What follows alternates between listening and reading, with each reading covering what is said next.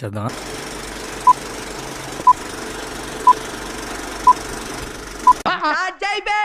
వస్తున్నాడు అబ్బాయి, వస్తున్నాడు.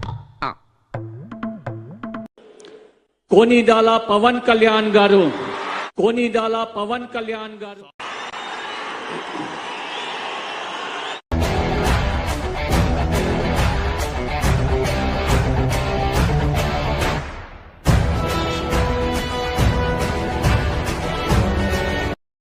నేను అమరేంద్ర బాహుబలి అను నేను